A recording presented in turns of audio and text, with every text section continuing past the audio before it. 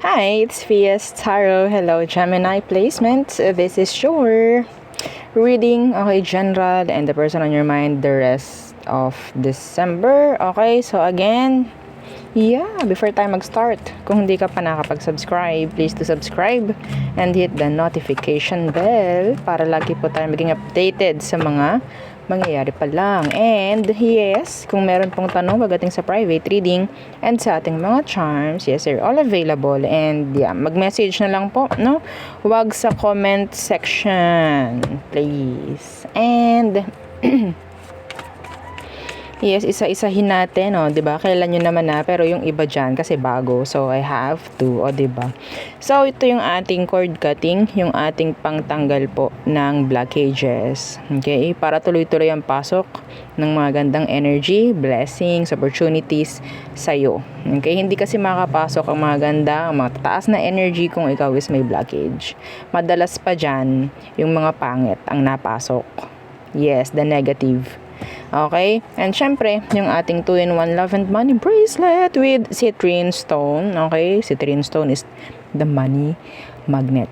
Okay? And syempre, yung ating granter. So, si granter, dito kayo pwedeng mag-customize. So, ng inyong mga wishes and mga minamanifest. Okay? So, again, itong dalawang to, yes, magpa-provide sa'yo ng magaganda. So, kung may blockage ka, parang wala lang. So, kailangan mo to. Yeah. Or anything na pwedeng magtanggal ng blockage mo. Okay, and syempre, yes, available ang ating mga evil eye protection. And yung ating cleansing kit, yes, na importante pagdating po sa inyong mga charms. Huwag niyong baliwalain kasi kapag ganyan, nakakawawa naman yung mga charm ninyo. Kung hindi nyo i-recharge and i-cleanse. Okay, and syempre, yung ating bago na tawag dyan, yung spray natin for love and connections, and syempre for attraction, so for attracting connection, money, yan. Okay, yung ating spray 50 ml, yung ating spray, and yung ating healing oil, so this is 30 ml. Okay, ang scent niya ay white tea and ginger. So, napakagaling nito sa mga hindi makatulog. Yan. And sa mga masasakit ang katawan. Diba? Katawan, no? Anyway, so there. Again, kung may tanong po, just message me. Okay? So, Gemini, what's for you? Okay. Hanggang end ng December po, ha? Anong meron? Anong parating for you, Gemini placements? What's for you? Let's see. Kuha tayo ng mga energies. So, loan approve. So, again, yung mga ganda na energy, kung gusto nyo mag-manifest. Yan. Kung gusto nyo mag-manifest, mapunta, maging totoo. Okay? Sa energy mo. Just share the video. Yeah. Why? Why po? Para marami pong makaalam, maraming makarinig. Okay? Kasi kung hindi mo alam to, yung energy na meron ka palang ganyan sa iyong frequency, edi wala lang, di mo alam na may ganyan ka. 'Di ba? Kasi kapag yes, meron kang idea about the frequency, kung anong meron sa iyo, then maiisip mo 'yun, 'di ba? So that's sabihin nating isa 'yon. Okay? Isa 'yon para mag-work yung minamanifest. Okay? So dress to impress. Uy. Uy, dress to impress. Ang nakikita ko dito is ang tawag dyan, pagdating sa work, no? Meron kang gustong makuha, makamit na quota, parang ganyan, or ma-hired. 'Di ba? You have to dress. You need to dress to impress. Okay? Yeah. And see? Woo! Told you. Kung ayaw nyo mag-manifesto, wag nyo i-share. Yeah, wag nyo i-share, ha? Oo. So, iba dyan, kung gusto nyo mag-manifest sa inyo to, share the video. Okay? Yes, ganun lang, kasimple. Hindi ka mapapagod doon. Oo. So, what else? Performance. Iba sa inyo, energy ito ng promotion. For some of you. Okay? Promotion. Yeah. Anyway, so, this is nice naman. Mga nice energy naman ang nandito. Wala naman masyadong pangit, 'di ba? Halos puro nga lahat is okay. So, nasa higher frequency to again. Okay? Para mag-manifest sa inyo, share the video. Kailangan nating marami ang makaalam ng ganyang energy. Okay? Kasi, yeah, yung iba, hindi nila alam, may ganyan pala. So, feeling nila, wala namang mangyayari, ganito, ganyan. Ano kayang meron? Ano kayang parating? So, yeah. Diba? May idea kayo. So, let's see. Okay. Agad-agad.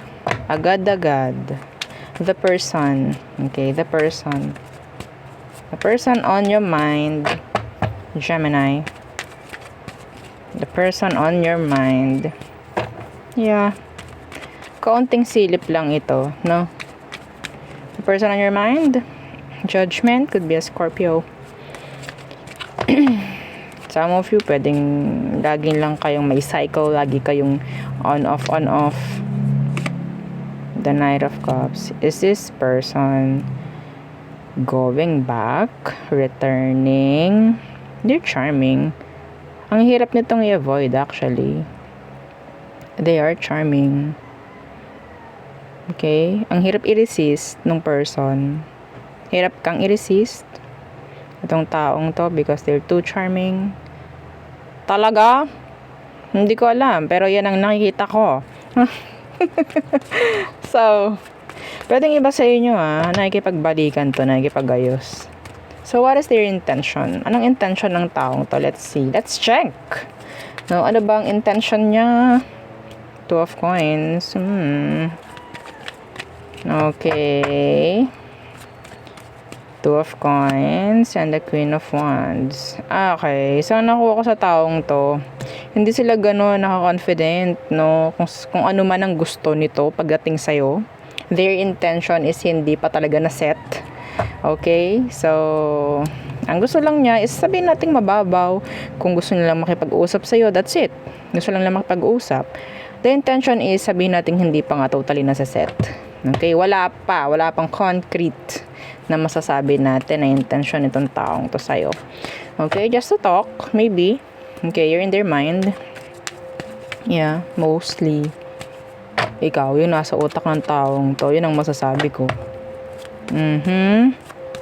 So, anong meron pagdating sa next action? Ayokong tingnan yung emosyon kasi kita naman natin na this person likes you. Yan, yung mga ganyang bagay. So, ano ba ang next action? Ooh, the 10 of Coins. This is commitments. They want to commit? Ooh. Okay, so, tingnan natin. 10 of Coins. Anong meron dyan? The Queen of Cups. Okay. Iba po dito, same gender, ha? Nakikita ko may same gender. So, actually, itong taong to, sabihin natin, yes, may mga plano. Okay, there's this. Sabihin natin, may mga magandang intention naman, pero hindi pa sila gano'n na so kasolid, no? Pero, their next action is maging committed. Okay? Yeah, maging committed. Hindi lang totally like agad-agad, like 100%, pero unti-unti. This is nice. This is nice. So, let's see. Anong meron sa outcome nyo? Anong outcome nyo this December nitong taong to? Yeah, the Magician. This is communication, connection. Okay? So, in general, may mangyayaring pag-connect.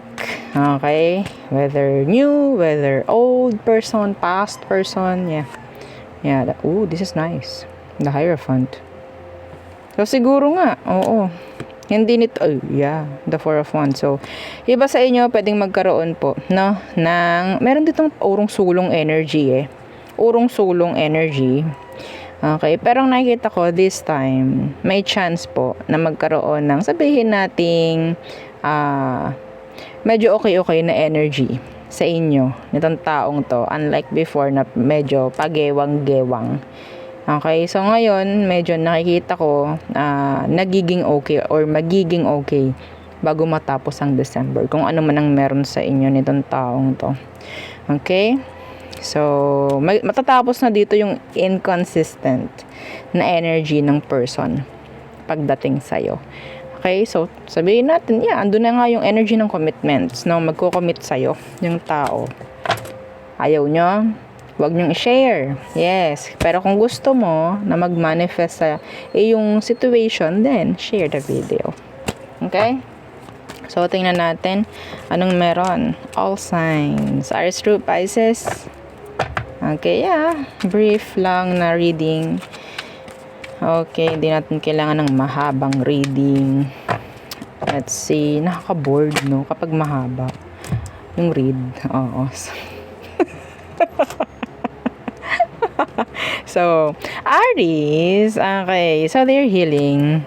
Taurus, they're waiting for you. They're being impatient, or sabihin natin hanggat maaari kinakaya ni Taurus na maging patient sa'yo. No? Third. Gemini, andun yung energy ng afraid. Somebody's crying.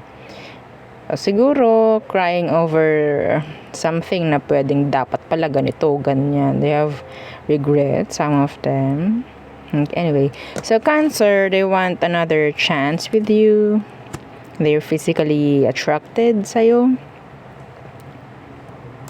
Leo, they're being sneaky. Okay, they're being sneaky. They're watching you. Give them something to watch.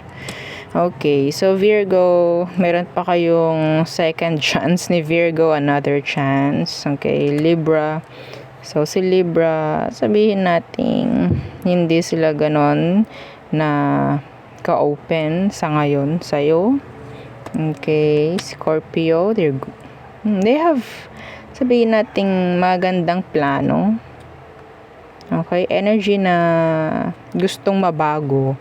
Okay, sa situation nyo. So, Sagittarius, they're looking for you. They're sad, some of them.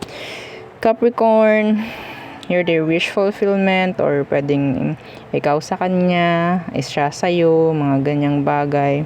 Some of them, they're emotionally independent. Yeah, they're happy. Some of them, they're happy now. So, Aquarius, they have a lot of drama. Some of them talagang nagkakos ng drama.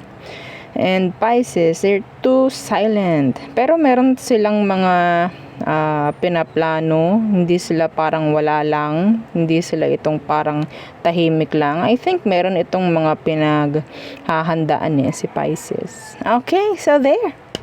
Yeah, yun ang aking reading for you, Gemini placements. Again, please don't forget to like, share, and subscribe. And follow our FB page and isa nating YouTube channel nasa description box below.